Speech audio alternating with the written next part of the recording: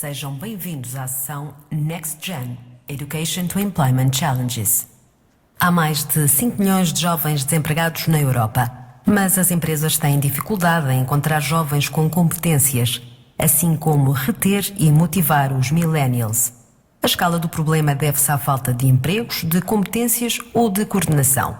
Como facilitar o caminho Education to Employment para os jovens? As estratégias de gestão de talento desenhadas pela geração X estão adaptadas à geração Always On? Questões a que vamos tentar encontrar respostas. A vossa atenção para o moderador desta sessão. Ora, muito bom dia.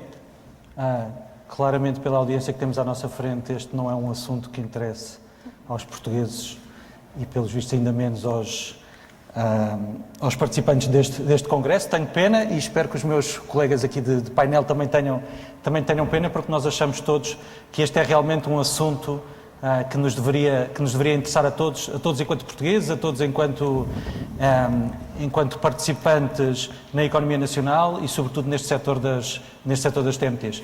E esperemos, pelo menos, que enquanto eu vá falando, vão chegando mais pessoas.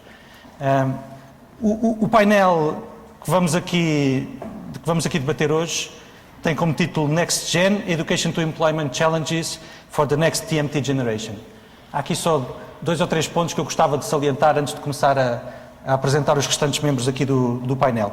Next Gen tem a ver com a nova geração que está agora a entrar no mercado de trabalho e essa geração, por vezes, falamos de millennials, mas na prática os millennials não têm uma data precisa, mas efetivamente, de acordo com a maior parte das definições de que eu estive à procura, significam as pessoas que nasceram nos anos 80 e 90 e, portanto, aqueles que começaram a trabalhar já neste século XXI.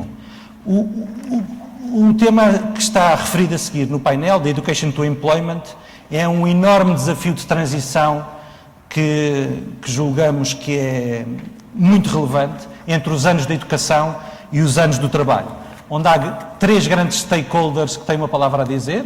Por um lado, obviamente, os jovens que estão a fazer essa transição. Por outro lado, as universidades e as escolas que estão a preparar esses jovens. E, em terceiro lugar, os empregadores que estão a selecionar e a motivar esses jovens nos primeiros anos da sua vida profissional. Este label Education to Employment não é uma invenção minha, parte de um estudo que a McKinsey fez há uns anos atrás para o Presidente dos Estados Unidos, para o Barack Obama, e que depois repetiu na Europa, incluindo com portugueses. E é um estudo que eu julgo super interessante e que o Duarte depois irá comentar um pouco. E é a partir desse estudo que surge este painel, e é a partir desse estudo que surge esta ideia de debatermos aqui no Congresso da APDC este tema desta transição entre a educação e o emprego. E, sobretudo, ver como é que esta transição tem ou não especificidades próprias no nosso setor das TMTs. Portanto, na prática, nós vamos tentar responder a 3 grandes questões.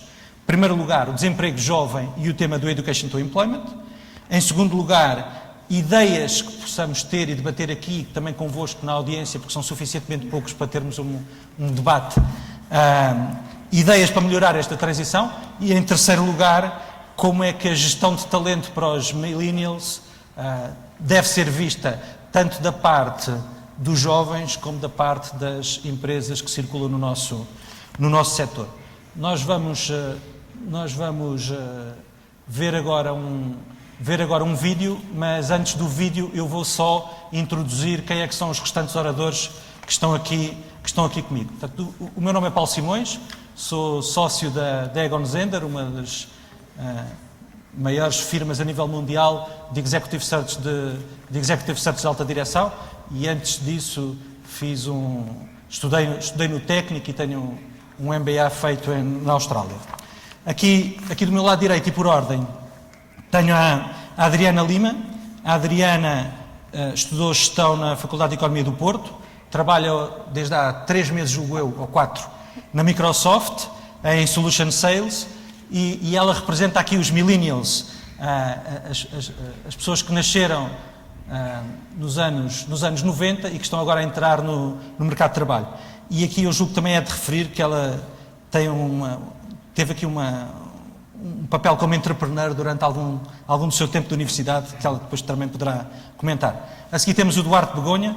O Duarte é gestor da Católica, tem um MBA de Thunderbird nos Estados Unidos e é um dos partners da McKinsey, responsável por alguns dos estudos que a McKinsey faz, quer em Portugal, quer fora de Portugal, e é um dos especialistas que nós temos no nosso país no setor das TMTs. A seguir temos o João Claro. O João é engenheiro da FEUP, onde fez também um doutoramento. É o atual diretor nacional do programa Carnegie Mellon para o nosso país. É professor universitário na FEUP e na PBS e está desde há muito tempo ligado também ao INESC. E, portanto, há ligação também entre as universidades e o mundo empresarial. Finalmente, na ponta do vosso lado esquerdo, o Luís Paulo Salvado, também engenheiro do técnico, atual CEO da Nova Base e um entrepreneur, mas acima de tudo um apaixonado pelos temas da gestão do talento e da forma de integrar os 300, 400 jovens que todos os anos entram pela sua porta dentro. Este é o painel que temos aqui à vossa frente para debater este tema, mas antes disso vamos ver um pequeno vídeo sobre a geração dos millennials.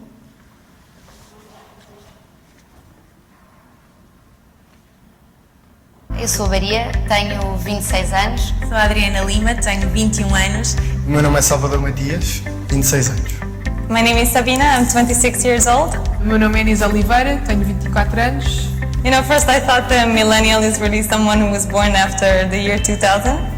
But then I read a bit more into it and I realized that I am one of the millennials.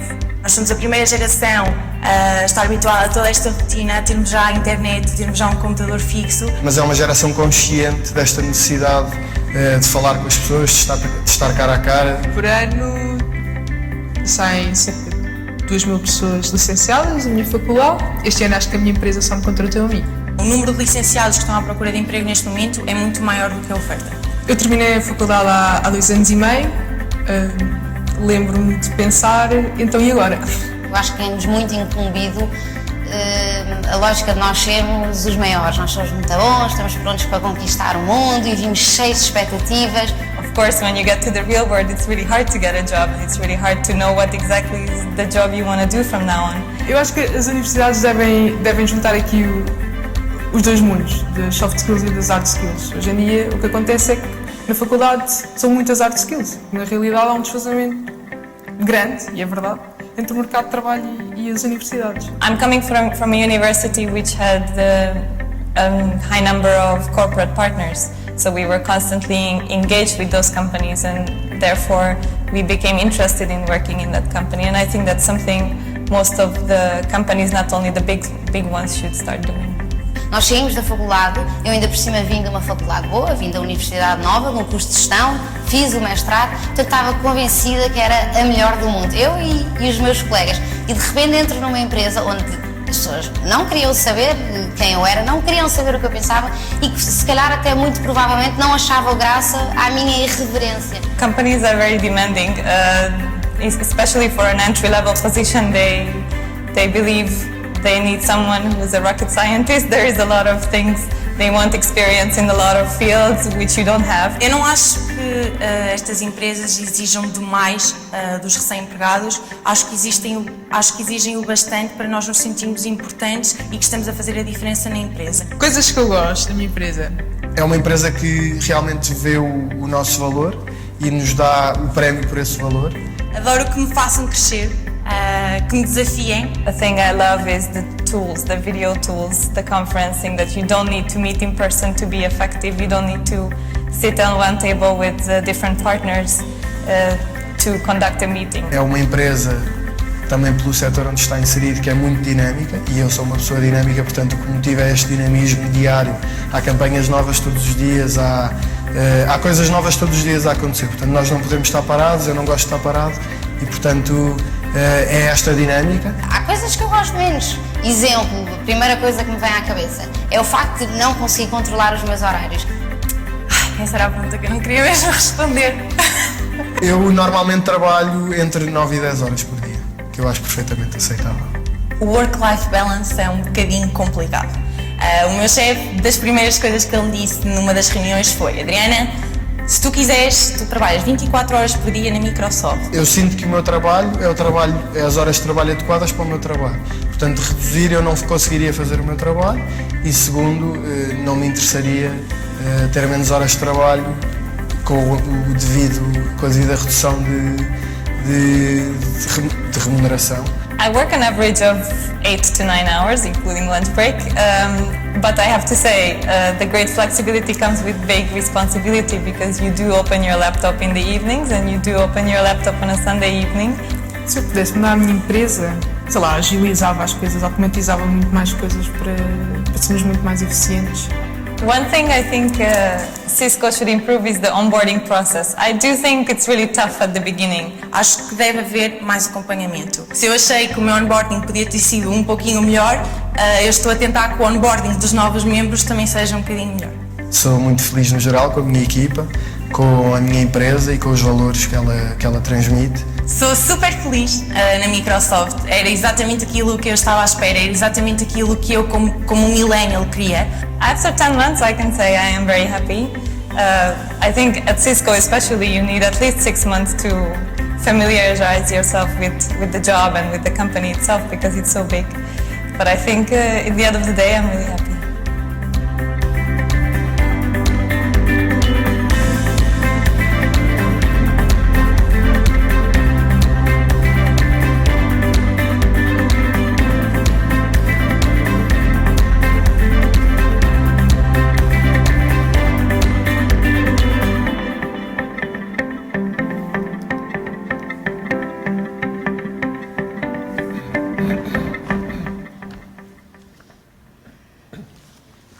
Ora, muito bem, vimos aqui os testemunhos de alguns jovens de empresas do setor de TMTs que estão há pouco tempo a trabalhar nas suas empresas, e eu passava já aqui a bola para o lado do Luís Paulo para me dizer se o que é que mais te impressionou positivamente neste vídeo. Enfim, este vídeo reflete um pouco aquilo que nós também sentimos no nosso dia-a-dia, não é? Esta nova geração tem expectativas diferentes em relação ao trabalho. E eu vi ali algumas das preocupações refletidas também naquilo que a gente sente nas pessoas que contratamos. Portanto, nós contratamos em termos deste perfil 100 a 200 recém-graduados, a maioria deles já mestrados, de várias universidades, sobretudo em Portugal, mas já contratamos também fora. As pessoas têm uma grande aspiração, como foi ali, se quisermos fazer uma síntese, têm uma grande aspiração de crescer, de conquista, de se afirmar, mas percebem que o local de trabalho é um sítio estranho para eles. Portanto, sobretudo quem não passou por estágios e esse período de adaptação, alguns passam, mas a maioria deles não passa, vê que o nível de exigência hoje, e de facto as empresas hoje são confrontadas com grandes desafios. No caso da Nova Base, nós já temos praticamente 50% do nosso negócio fora de Portugal, em muitos países, em quase 40 países, e isso é muito desafiante para as pessoas mudarem, às vezes, trabalharem em culturas diferentes, trabalharem em regimes diferentes, e digamos, é tudo muito novo para as pessoas. É um grande salto entre a academia e depois o dia-a-dia no trabalho. E depois tem expectativas também diferentes.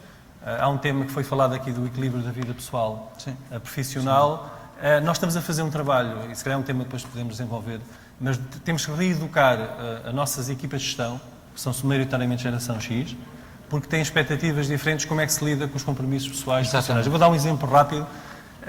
Nós, muitas vezes, temos trabalho fora de horas, e às vezes acontece, temos um colaborador, apetece ficar hoje à noite, porque há aí um trabalho, uma coisa tem que ser entregue.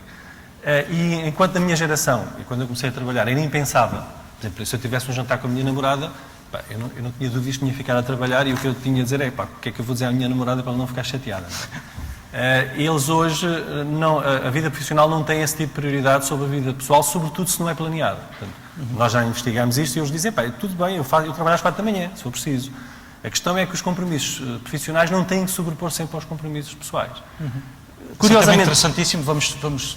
Curiosamente, numa tertúlia que nós fizemos entre a gestão, estamos a fazer um trabalho de reeducar os gestores, porque os nossos gestores antes diziam isto é irresponsabilidade. Sim. E não é. E já agora, um dos gestores que tinha a minha idade disse assim, finalmente percebi, e depois fez um comentário que me deixou, disse assim, eu é que andei 20 anos errado. Eles é que têm razão. Porque é que eu andei a lixar a minha vida pessoal? Dizer, eu não percebo, eles é que têm razão. Já temos aqui um grande tema, João, Alguma coisa que te surpreendeu? Estes são pessoas que saíram das tuas mãos há meio de 2 anos, meia dúzia de meses. Alguma coisa que te surpreendeu nestes comentários? Olha, a primeira coisa que me surpreendeu foi, eu acho que se me tivessem entrevistado há 20 anos atrás, quando eu fui trabalhar, eu provavelmente não teria dito nada de muito diferente daquilo que eles disseram. Portanto, eu acho que há coisas que mudam e há coisas que ficam na mesma. Eu acho que nós temos mais ou menos a mesma idade, portanto, se calhar o Duarte e o Luís Paulo também podem falar um bocadinho sobre a experiência deles. Mas eu acho que, sobretudo, nas TMTs, isto que nós temos agora de um cotidiano cheio de tecnologia e de um trabalho que depende ultimamente e é feito em termos operacionais com tecnologia, acho que há 20 anos atrás já era assim. Há 20 anos atrás, quando eu fui trabalhar, eu já usava e-mail todos os dias. Há 19 anos atrás, eu já usava Groupware. Há 15 anos atrás, já usava Wikis. Portanto, acho que no setor das TMTs, esta componente da familiaridade com a tecnologia e de utilizar a tecnologia no dia-a-dia, e depois também, de certa maneira, muito cedo começámos todos a ter uma extensão disso para a nossa vida pessoal, acho que é algo com que nós já estamos habituados. Já existe há algum tempo. E, portanto, desse ponto de vista, aquilo que tem a ver com a utilização da tecnologia, para mim, não é novo, e acho que não é novo, em geral, no setor das TMTs, portanto, é algo com que nós já temos convivido há algum tempo. Depois, em termos das aspirações e das preocupações, eu também diria que eu quase penso que sou um millennial. Porque, por exemplo, a grande mudança de vida que eu fiz, e conheço outras pessoas que a fizeram, no meu caso foi após uns anos de indústria voltar para a universidade, foi exatamente uma cedência, um trade-off. Vou ganhar menos, mas a minha qualidade de vida diferente. Vai aumentar. Muito Portanto, bem. Também vamos certamente a esse ponto. Da qualidade de vida e desses trade-offs, mas antes de irmos aí, Duarte, o estudo da McKinsey, fala-nos um pouco do estudo, e se calhar quais é que foram assim as três principais conclusões que saíram daí? Bom, a McKinsey fez este estudo aqui há um par de anos atrás, aqui, como te falaste. Primeiro foi um desafio lançado pelo Presidente Barack Obama. Fizemos primeiro nos Estados Unidos um trabalho para entender quais é que seriam as grandes prioridades de termos de emprego nos Estados Unidos, e depois lançaram-nos o desafio de fazer o mesmo trabalho na Europa e de tentar, no fundo, tirar daí umas ilações. Primeiro fizemos um trabalho mais genérico sobre o mercado de trabalho e depois, mais recentemente, fizemos algo focado no desemprego jovem, que é certamente uma das grandes preocupações a nível europeu, e enfim, uma operação partilhada por quase todos os governos. Portanto, o problema do desemprego jovem não é um problema de Portugal, é um problema de toda a Europa e, na verdade, tem-se vindo a procurar qual é que seria a sua solução para este tema. Por isso, fizemos um trabalho em que fizemos cerca de 8.000 entrevistas em 8 países, entrevistámos 5.300 recém-empregados e, portanto, recém-licenciados, 2.600 empresas e cerca de 700 escolas para entender esta perspectiva. E, basicamente, as conclusões, eu penso que nesse aspecto o vídeo é interessantíssimo, porque eu acho que nos diferentes comentários que foram feitos no vídeo, acaba-se por focar aqui num conjunto de temas que, no fundo, foram abordados no estudo. Por um lado, quais são, diremos que, as causas raiz do desemprego jovem, porque é que estamos a ver aqui este problema, quais são os principais obstáculos que os jovens encontram, e falamos em alguns deles, e também depois apontamos para algum conjunto de soluções. E, na verdade, o vídeo, nesse aspecto, é muito interessante, porque aborda muitos destes temas, e já agora também estou de acordo com os meus colegas. Eu penso que o que é interessante, eu também partilho aqui um pouco a opinião do João, que basicamente o que nos diz é que as pessoas comentam aqui também era muito aquilo que sentia quando saí da faculdade e comecei a trabalhar. Agora, 20 anos passaram e parece que nada mudou. O que é um bocadinho também, nos levanta aqui uma questão e uma reflexão. Quer dizer, a verdade é que se os problemas lá estão e há 20 anos que existem e nada mudou, é um bocadinho óbvio que nós íamos acabar onde estávamos. E eu penso que é algo que tem que mudar. Eu, se calhar, nasci numa geração de uma maneira privilegiada, com todo o boom que viveu no final dos anos 80, início dos anos 90, com privatizações, com o mercado todo que começou a dinamizar, criaram-se um conjunto de novos empregos e empresas aqui em Portugal, com um dinamismo tremendo. Lembro, na altura, a banca florescia, tudo o que era telecomunicações estavam a começar a emergir, depois mais tarde um pouco a privatização da EDP e a criação da Sonai, do Jorge Martins, portanto havia muito trabalho, mas os problemas são os mesmos. Portanto, é um pouco isso que acho que é preciso refletir. Adriana, estamos aqui a ver até que ponto é que estes 20 anos foram aqui uma grande diferença ou não. 20 anos é a idade que tu tens, portanto eu não vou por esse caminho, mas sei que tens um irmão mais novo, que dentro de um par de anos ou algo assim do género vai estar no mercado de trabalho e portanto vai ter de fazer essa transição da universidade para o mercado, para um empregador. Se ele estivesse aqui à tua frente, quais é que eram as 2 ou 3 coisas que dirias que ele deveria ter atenção nesse processo de transição? Eu acho que se o meu irmão estivesse aqui à minha frente e dizer outra vez, Adriana, essa conversa, porque na verdade eu vou falando sobre isto várias vezes porque acho que é um tema importante. Eu tenho 2 irmãos que são gêmeos, um está em medicina, o outro está em engenharia informática. Aquele que está em engenharia informática acaba por estar mais próximo daquilo que eu estou a fazer atualmente. E eu muitas vezes não entendo quase nada de informática, não é o meu background, mas tento perceber o que é que ele está a estudar, qual é a programação, qual é o código que ele está a estudar agora. E dentro da Microsoft, de vez em quando, pergunto a algum dos meus colegas o que é que está a dar, quais é que são as novidades, o que é que as empresas estão à procura neste momento a nível de engenharia informática. E noto que na faculdade dele, e ele tem muita sorte, os professores já estão a fazer este match entre aquilo que as empresas estão à espera e aquilo que a universidade está a proporcionar aos alunos. No entanto, se calhar há algumas linguagens que já estão desatualizadas e que têm de voltar a estar atualizadas. E um dos conselhos mais importantes que eu lhe dou é: não te limites só aos teus estudos, participa em organizações, envolve-te num estágio, tem a noção do que é o mercado de trabalho, porque é muito mais fácil depois a entrada.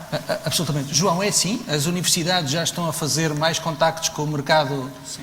Isso é uma diferença para 20 anos, coisa não? que eu acho que mudou em 20 anos, essa mudou claramente. Aliás, há bocadinho estavas a dizer as coisas que eu faço.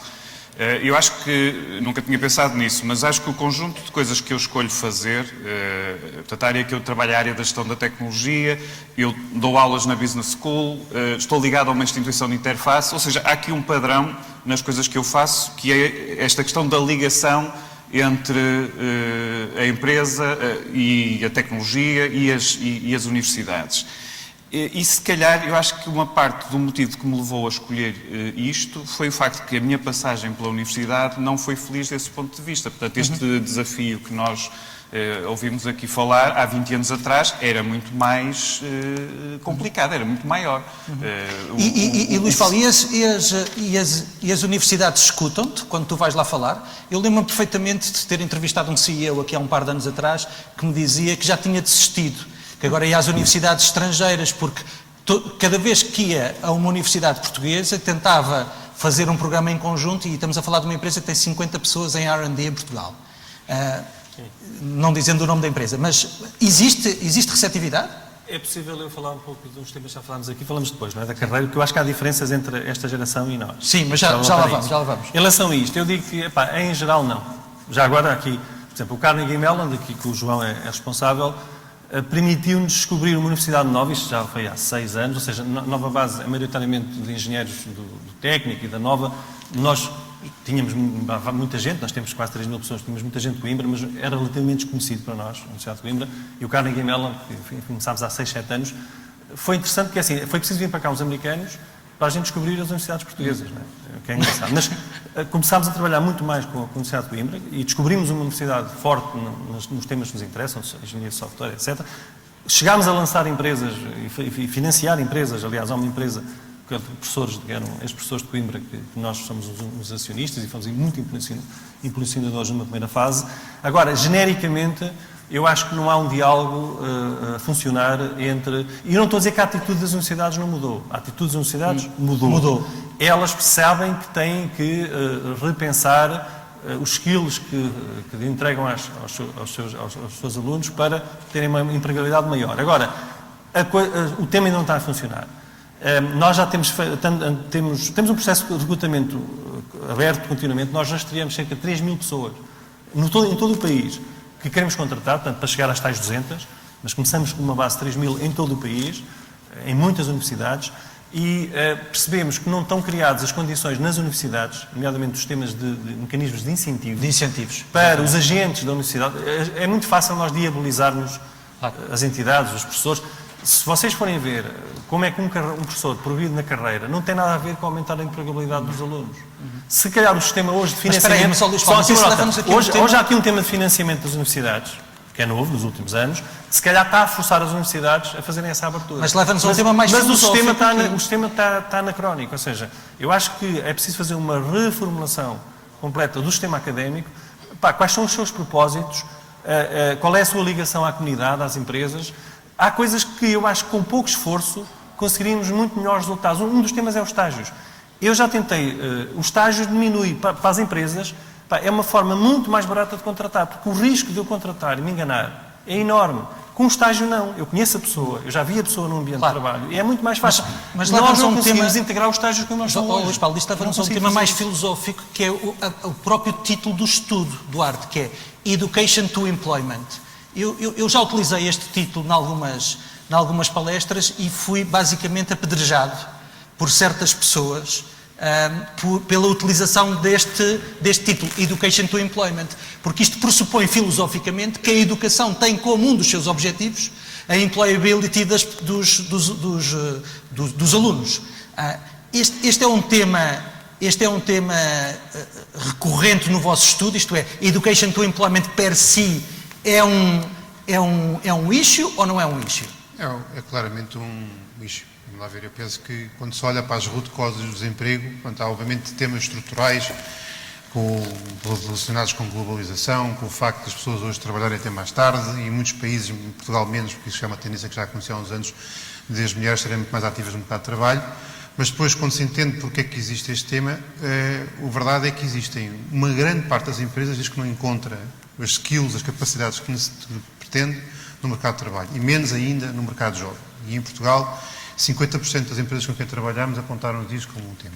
Sendo que, neste domínio, este número aumenta de forma exponencial no mercado, no segmento das PMEs, que é uma parte muito significativa do nosso sistema empresarial. Portanto, muitas vezes, e já lá vamos, esta questão do diálogo entre as universidades com as empresas, que eu penso que mudou e está a acontecer, mas está muito focado num conjunto de algumas empresas. Não estamos a generalizar isto para a comunidade empresarial em Portugal e estamos a deixar, se calhar, muitas PMEs de fora. A verdade é que, quando perguntamos às empresas quantas vezes é que têm um contato com a escola, menos de um terço dizem que falam com escolas. Mas também a maior parte das PMEs nunca fala com escolas. Portanto, as pessoas saíram das escolas, nunca mais voltaram às escolas, nem sabem o que é que existem, o que é que elas fazem, que programas é que têm, e ficam à espera que as pessoas concorram às entrevistas que colocam para o mercado de trabalho. Portanto, não há aqui um diálogo que é importante. Há também depois aqui uma elevada, diremos que, entendimento dos resultados conseguidos. Quando se perguntam às escolas se acham que os alunos estão preparados para o mercado de trabalho, 80% dizem que sim. Quando se pergunta aos alunos, 30% dizem que sim. Portanto, há aqui um match claro de expectativas. Portanto, eu penso que aqui isto é preciso, no fundo, mudar aqui alguma coisa. Isto são resultados inquiridos, não é nenhuma, diremos, é uma constatação mera de factos. E isto é um tema que vocês discutem, Adriana, que tu discutes com os teus amigos da tua idade, este tema da universidade, do mercado de trabalho, esta ligação? Eu, se me permitires, queria voltar aqui atrás no tema porque discordei de algumas coisas que foram ditas. Nomeadamente, eu acho que há muito poucos professores como o João. E isto é um problema em Portugal, porque a maioria dos nossos professores, e eu vivi muito esta realidade, são professores académicos, que toda a vida deles estiveram na faculdade e que tiveram muito pouca experiência em empresas e, portanto, admira-me como 70% ou a percentagem que foi dita digam e afirmem que os nossos estudantes estão prontos para o mercado de trabalho se eles não sabem o que é que o mercado de trabalho realmente está à procura. E eu tive a possibilidade e a grande sorte de ter estado em 2 faculdades, porque fiz Erasmus numa das melhores faculdades do mundo e a melhor da Europa, E a realidade lá é completamente diferente da que nós temos aqui. Em relação a este tema, sim, nós falamos muito sobre isto, e ao contrário do que o Luís disse, há de facto algumas faculdades e universidades que já estão prontas a encarar esta realidade, mas também há muitas que não estão. Eu dando o exemplo da minha faculdade, nós deveremos ser a faculdade com maior número de organização de estudantes a tentar aproximar o mercado de trabalho e a nossa realidade das universidades para nos permitir uma melhor entrada neste mundo. E a faculdade não nos patrocina. E, portanto, a faculdade devia ser o primeiro órgão a patrocinar estas organizações, já que eles não o estão a fazer. E se há alunos a tentar fazê-lo, eles deviam estar a ajudar-nos. João, tu sentes-te uma ilha? Tu és um tipo diferente? E como é que a gente replica os Joões? Não. Bem, já agora deixa-me só dizer uma coisa, é que nem todos os alunos são como a Adriana. Pronto, essa é uma coisa... Foram escolhidos, a ver. E nem todas as empresas são como a Nova Base, ou a McKinsey. E, portanto, isto do lado das universidades também tem os seus desafios. Pronto, em particular, na colaboração com as empresas, e o Duarte levantou essa questão, sobretudo relativamente às PMEs, por exemplo, eu acho que há um desalinhamento de expectativas muito grande das empresas relativamente àquilo que as universidades eventualmente podem fazer com elas e das universidades também relativamente àquilo que, por exemplo, trabalhar em particular com PMEs pode ter de restrições. A outra coisa também muito importante é os estudantes. É assim, eu ando nesta cruzada desde que sou professor na universidade e numa escola de engenharia, e depois na escola de negócios também faço se calhar o oposto, mas na de engenharia de trabalhar as soft skills, trabalhar economia, gestão da tecnologia, empreendedorismo, etc. E isto traz os estudantes, a grande maioria dos estudantes, claramente para fora da zona de conforto. Num terceiro ano, de um mestrado integrado, dar uma cadeira de economia e gestão, os alunos não percebem porque é que aquilo lhes aparece no currículo. E porquê que é isso, Adriana? Porquê que não percebem, pá? Eu não sou de engenharia. Nós tivemos aqui esta discussão. Está bem, mas tens amigos de engenharia, não é? Os amigos de gestão e de economia percebem bem. Tenho sim amigos de engenharia. Acho que há algum desfazamento porque os primeiros anos de engenharia são muito focados em matemática e física. E toda a gente sabe que o primeiro e segundo ano é absolutamente perceber as fórmulas, aplicá-las e é muito, muito, muito mental. Nos anos a seguir começa a desenvolver-se um bocadinho as outras skills e sendo que passámos estes 2 primeiros anos da faculdade só focados nesta componente, é um bocadinho difícil depois evoluirmos para o resto. Portanto, este processo das soft skills tem que começar logo no primeiro ano. Duarte, sim. Eu penso que há aqui um tema de fundo que eu penso que criar aqui pode colocar este tipo de questões, que é um dos temas que nós encontramos aqui no estudo, porque é que as pessoas quando não reconhecem no ensino que têm aquilo que é no fundo aquilo que procuram. E uma das questões que se coloca é a falta de informação que as pessoas têm de que tipo de capacidades é que vão necessitar ter para depois abordar o mercado de trabalho. E esta falta de informação deve-se a 2 razões. Primeiro, as pessoas têm que fazer opções, em particular em Portugal, da carreira que têm que seguir muito cedo. Aos 15 anos têm que escolher qual é a área que vão seguir. Não há nenhum miúdo de 15 anos que saiba o que é que quer fazer na vida, tirando algumas exceções. A maior parte deles não faz a mínima ideia e acabam muitas vezes por escolher se vão para humanidades porque não gostam de matemática ou vão por outras áreas, por isto ou por aquilo, ou porque o pai ou a mãe falaram, etc. Na verdade, não há aqui um aconselhamento por parte aos alunos e vamos lá ver, eu tenho filhos que estão nestas idades, que estão neste momento no liceu e esta história daqueles testes psicotécnicos que aquilo fazem, aquilo dá pouco for. Quer dizer, uma pessoa olha para aquilo e diz, mas o que é que isto vai ajudar as pessoas a perceberem o que é que querem fazer? Eu acho que isto é um tema de fundo, tem que ser debatido, ajudar as pessoas a escolherem e depois não ajudar as pessoas a escolherem, a entenderem que capacidades é que têm que ter para serem bem-sucedidas no mercado de trabalho. E daí, se calhar explicar que ter um curso de economia de gestão e ter umas bases de gestão para um engenheiro é fundamental para depois poder ser bem-sucedido. Se as pessoas não entenderem isto, levam uma cadeira de economia de gestão, ficam a olhar para aquilo, o que é que isto me está aqui a fazer no currículo? Mas este é um tema, de facto, essencial. Um outro tema, que é um tema fundamental, e eu acho que é um tema que tem vindo a ser debatido desde o 25 de Abril aqui em Portugal, é todo o tema das escolas técnicas. Criou-se um estigma em Portugal sobre as profissões técnicas, são profissões menores. E, na verdade, é uma estupidez, porque a verdade é que não há uma aposta nas profissões técnicas e há em muitos cursos, vamos lá ver, por exemplo, tudo o que é temas de programação. Uma pessoa não tem que ser um engenheiro informático para saber programar. Pode ir ter um curso técnico para fazer programação e se calhar ter muito mais sucesso, com uma carreira muito mais rápida do que outra. O setor das TMTs, tudo o que seja carreiras técnicas para fazer instalações, para fazer reparações. As pessoas quando olham para aquilo é quase que uma carreira B, como a pessoa vai para aquilo é quase como ir trabalhar para as obras.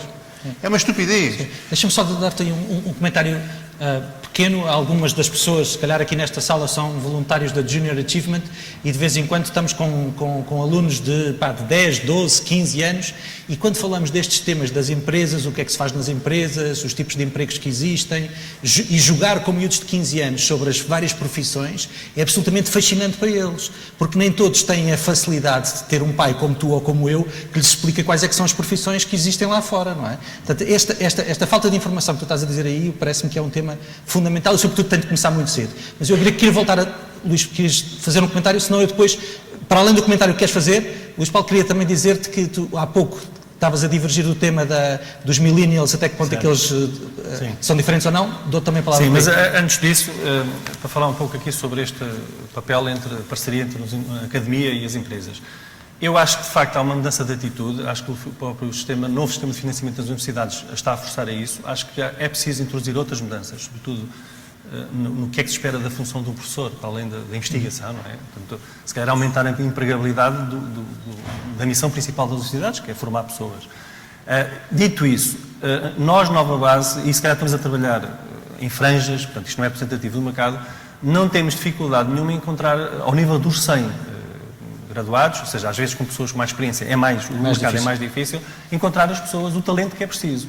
Ao ponto de, por exemplo, um ano precisávamos contratar mais pessoas e fomos buscar pessoas, um bocadinho, se calhar por acidente, a biotecnologia. Não tem muito a ver com o que nós fazemos. Nós percebemos no ano a seguir que essas pessoas tinham sido as melhores. E depois fomos perceber porquê. E depois no ano a seguir contratámos 30. Porque eram pessoas que falharam medicina por poucos valores, por poucas décimas, pessoas com um grande potencial intelectual, pessoas que tiveram que no curso juntar o mundo de tecnologia com o mundo da biologia, que lhes dá flexibilidade para a nossa profissão de consultores. É importante e, sobretudo, pessoas com uma motivação acrescida, porque não têm saídas, se calhar, tão fáceis como os engenheiros. Portanto, às vezes, as próprias empresas também têm que olhar para o mercado de uma forma diferente e fazer por elas. Dito isso, eu acho que há coisas que se podiam fazer, nomeadamente ao nível dos estágios, que seriam muito úteis para todos. Em relação ao tema da diferença dos millennials, há uma diferença que tem a ver com a forma como as pessoas encaram a carreira. E se nós olharmos um pouco o contexto em que nós fomos criados, e eles são criados, o próprio conceito de empregabilidade num sítio, numa empresa ou mesmo num país, mudou muito. Nós dámos uma importância à nossa carreira, nós estávamos disponíveis a fazer sacrifícios no curto prazo, no próximo ano, 2 anos, porque queríamos chegar lá. Esta nova geração não tem essa... Eu não estou a dizer que eles estão errados, eles estão certos para o contexto de hoje. Não há essa previsibilidade de carreira.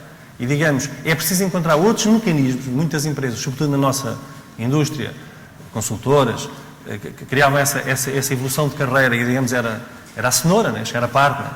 E isso hoje em dia mudou muito. É preciso encontrar novas formas de engagement desta geração. E as empresas, não sei se conhecem um estudo que a Spark Agency fez aqui em Portugal, um conjunto bastante diverso de universidades, falou com 2.600 alunos e estão a acabar os cursos e perguntou-lhes o que é que eles valorizam mais, não é? Eles disseram mais ou menos aquilo que a geração Y diz, os millennials. Portanto, mas há aqui temas, por exemplo, o tema do purpose. Obviamente, se calhar numa sociedade que tem pouco emprego, como é hoje, as pessoas não se podem dar esse luxo. Mas isso é um tema, o purpose é um tema hoje muito mais importante para esta geração do que era para nós. Se calhar a carreira para nós, ou trabalhar numa marca, tipo McKinsey, era mais interessante. Hoje, eles, e nós vemos pessoas às vezes que saem da Nova Base, para trabalharem, vamos ter um painel aqui a seguir de empreendedorismo social, em causas sociais, a ganharem muito menos, mas a fazerem uma coisa que lhes diz muito mais. Duarte, tu entrevistas gente há mais de 10 anos, por um lado, vão mudando as pessoas que estão à tua frente, primeira pergunta, e segunda pergunta, o teu discurso de venda, porque uma entrevista é também um discurso de venda, o teu discurso de venda também teve de evoluir? Claro, é verdade, eu acho que mudou muito o perfil das pessoas. Eu acho que este tema do sentimento de purpose, daquilo que são as expectativas das pessoas, e de uma maneira daquilo que são as ambições que as pessoas têm, é completamente diferente. Penso que as pessoas hoje em dia, se calhar, talvez agora nos próximos, já sentimos aqui alguma flutuação nos últimos 2 anos. Até há 2 anos atrás, até 2012, havia aqui claramente, a maior parte das pessoas, o conceito de fazer aqui algum sacrifício era um tema difícil, as pessoas não estão para isso, não estavam. Eu acho que agora já estão mais um bocadinho, que eu acho que o mercado também nesse aspecto também ajudou, as pessoas não estão a encontrar, não têm tantas oportunidades como tinham, mas eu penso que há claramente uma mudança grande daquilo que é as preocupações das pessoas e as aspirações que as pessoas têm. Portanto, hoje em dia as pessoas querem um trabalho onde se sintam realizadas profissionalmente, mas a sua vida não se esgota aí, a sua vida é muito mais ampla do que isso, e qualquer trabalho que não nos permita depois ter a sua vida social, ter os seus hobbies, ter as suas coisas, é de facto muito questionada, e as pessoas, a maior parte delas não está disponível para isso. Muito bem. Adriana, como é que vês esta questão? O que é que... Quando ouviste aqueles outros millennials, não só o teu testemunho, mas os outros, houve alguma coisa que te surpreendeu desse ponto de vista desta relação entre o pessoal e o profissional? Surpreendeu-me porque se calhar não estava à espera que todos eles estivessem a sentir a mesma coisa que eu estou a sentir, ou que estava a sentir. Eu acho que, falando do work-life balance, que é esse o tema, quando nós entramos numa empresa, assim como quando entramos numa faculdade, há um período em que é necessário investir, porque senão nunca vamos estar à altura. Eu acho que a minha geração é uma geração que está habituada ou que quer ser boa naquilo que faz. Nós fomos criados por pais bastante preocupados, bastante protetores, que desde cedo nos puseram em diversas atividades, a música, o desporto, atividades, não sei, escuteiros, etc. Nós sempre fizemos bastantes coisas e queríamos fazê-las bem. Ao entrar numa empresa acontece a mesma coisa. Nós temos um grande desafio e, portanto, eu acho que facilmente todos estes millennials perdem, entre aspas, muito tempo a investir nesta primeira fase para estarem à altura e para mais depressa conseguirem movimentar-se naquilo que eles estão a fazer. Porque se há coisa que nós gostamos é de estar preparados e de nos sentirmos confiantes na nossa função. Eu acho que é mais por aí. Uhum. E João, como é que é? Essas são coisas que vês também nos teus alunos? São diferentes na engenharia do que quando estás quando estás na Porto Business School? Eles são diferentes dentro da própria engenharia. Eu dou estes temas assim um bocadinho mais transversais, dou aulas desde química e bioengenharia, eletrotecnia ou engenharia industrial, e portanto eles são diferentes dentro das várias áreas da engenharia. E isso, se calhar, o Instituto da McKinsey tem uma grande virtude, e que depois até é paralisada num outro estudo muito interessante do INSEAD sobre os millennials, que é o facto de que não aceitam médias, ou seja, não caracterizam estas situações como médias e não preconizam soluções que são médias. Por exemplo, o estudo da McKinsey faz claramente, são para aí 8 categorias de perfis de estudantes. E isto corresponde sensivelmente à experiência que eu tenho. Aliás, eu fiz o meu próprio estudo antes de vir para aqui. Enviei um e-mail aos meus alunos e disse: eu vou falar neste painel, vocês têm assim, alguma preocupação, alguma coisa importante que queiram que eu diga ou que eu aprenda e traga de volta. E eu recebi para aí uma dezena de e-mails, e é engraçado que a diversidade corresponde sensivelmente àquelas diferentes categorias que vemos ali. Temos os alunos que claramente têm um déficit de capital social, de rede, de relacionamento, de conhecimento prévio, de informação prévia, e que estão neste momento em pânico, porque não sabem o que é que vão fazer quando acabar o curso. Vêm à frente do curso estágios não remunerados, falta de emprego, a necessidade de ir para fora, tudo coisas que não viam à partida. Por exemplo, uma das minhas alunas dizia-me: eu quando tinha 15 anos queria ir para a artes. Não fui para a artes e vim para este curso porque tinha emprego. E agora estou a chegar ao fim do curso e não tenho emprego e vejo à minha frente estágios. Mas depois também vejo outros estudantes, por exemplo, como a Adriana, que me dizem: eu sabia que era assim e, portanto, eu fiz o meu próprio percurso. Eu vim, sabia que havia esta associação, sabia que havia estes cursos de empreendedorismo, esta oportunidade de ir para fora e, portanto, eu fui tirando partido de tudo o que havia para compor também o meu desenvolvimento com mais potencial para o mercado de trabalho, para as empresas e, portanto, agora estou no fim e tenho contactos com empresas e tenho contactos para ir para fora e, portanto, as coisas funcionaram. Portanto, há realmente uma diversidade grande. E depois também acontece o mesmo, mas isso eu também já tinha referido há bocadinho na relação com as empresas.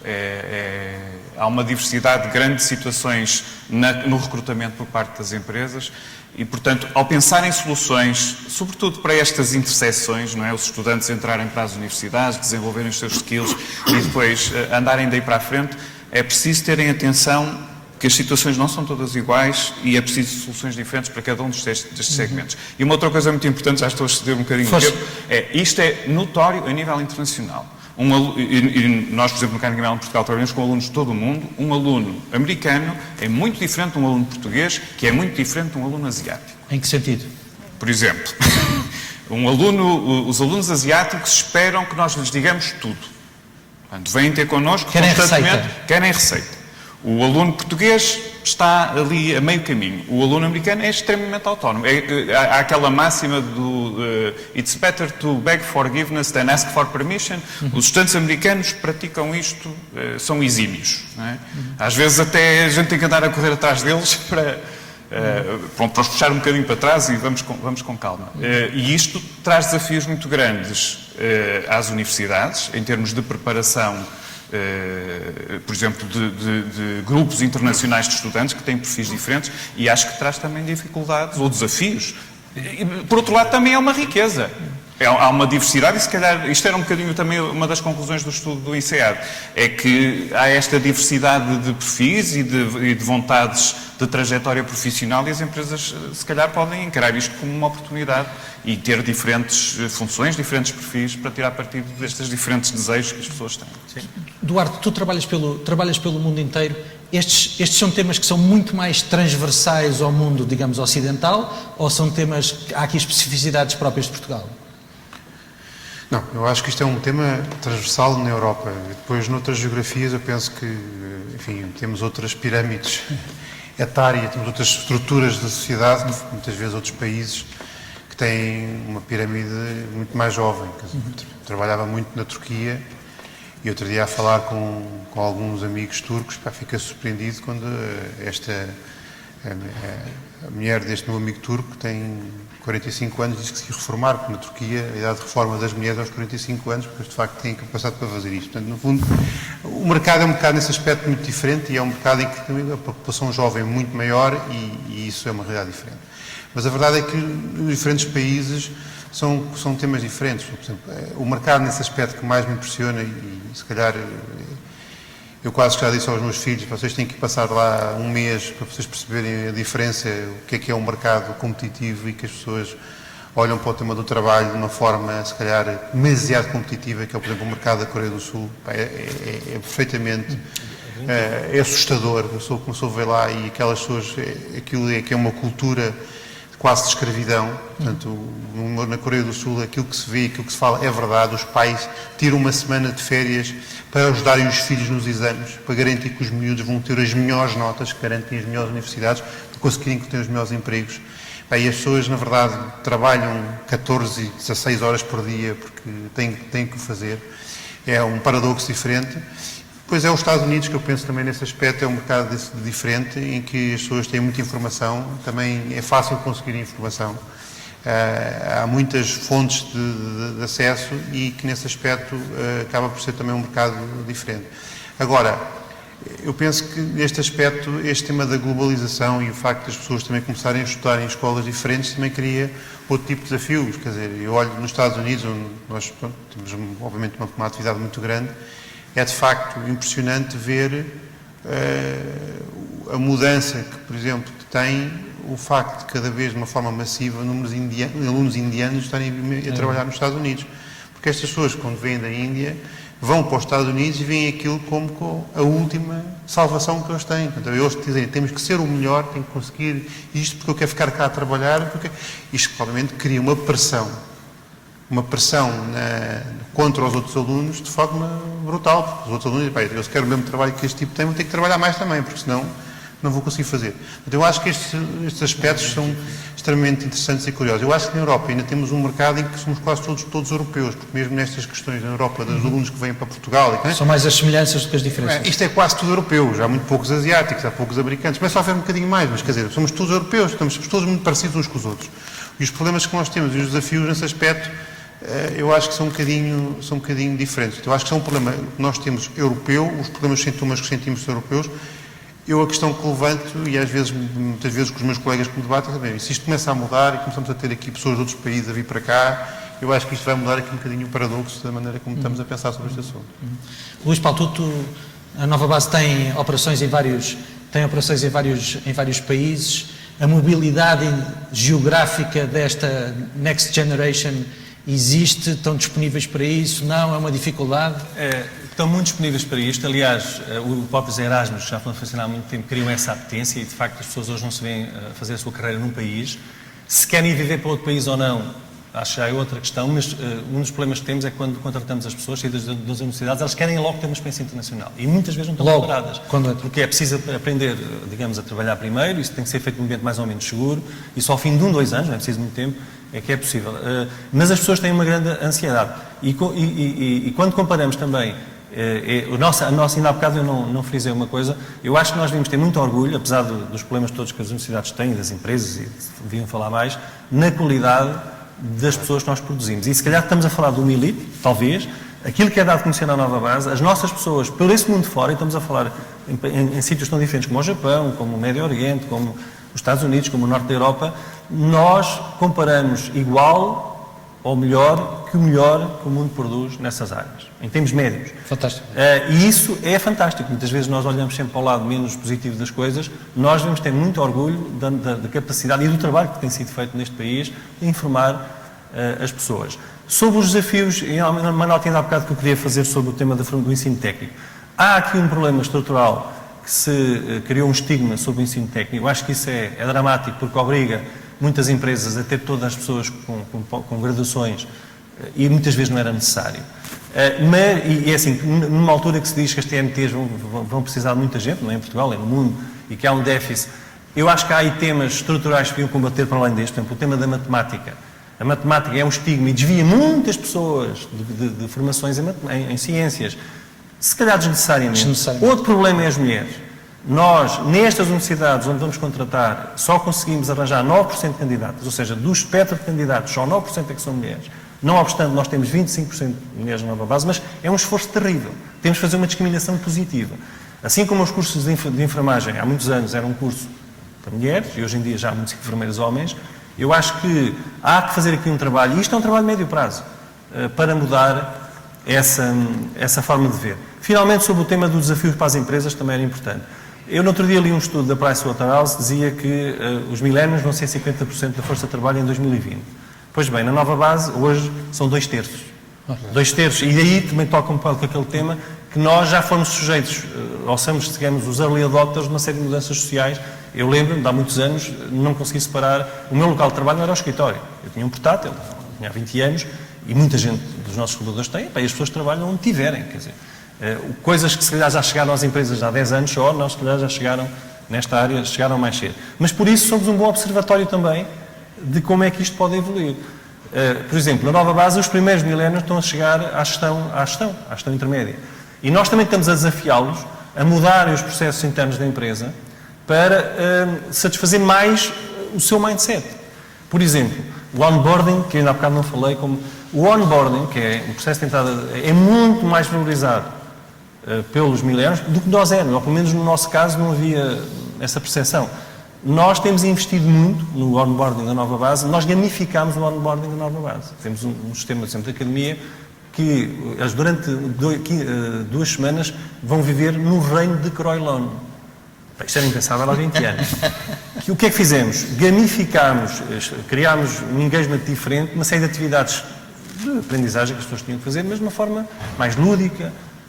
Portanto, eu acho que este desafio de integrar estas diferentes culturas, que é grande, de integrar esta nova mentalidade, É um desafio que as empresas têm que resolver, têm que perceber que não estão só a trabalhar para os milénios. Nós temos muito geração X, portanto, não podemos criar uma empresa para diversas gerações, mas, sobretudo, desafiar, e a própria, acho que foi a Adriana que falou, que ela própria já está a ser desafiada a melhorar, penso que disseste isto no vídeo, Exatamente. o próprio processo de normalização. E é assim que deve ser feito.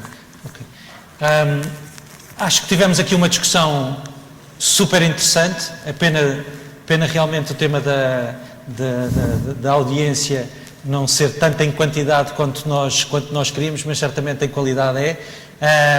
Queria agradecer a todos a vossa presença aqui, em particular dos 4 oradores que estiveram aqui. Acho que como habitualmente em 60 minutos não demos respostas, mas certamente conseguimos dar um contributo que eu acho que foi interessante para o tema dos millennials, são ou não são diferentes, para o tema do Education to Employment, existe ou não existe aqui maior vontade e mesmo já projetos concretos de ligação entre as universidades e os empregadores que possam levar-nos para o lado certo, e até que ponto é que nós, enquanto geração X, somos ou não capazes de motivar e de conseguir estar sintonizados com a geração Y. Acho que, sobretudo, o que me sai daqui destes 60 minutos é uma sensação muito positiva de que se calhar estamos melhor do que eu pensava há 60 minutos atrás, e acho que se continuarmos neste caminho, certamente que estaremos ainda melhor. Muito obrigado a todos por terem estado aqui e espero que tenham gostado tanto quanto eu.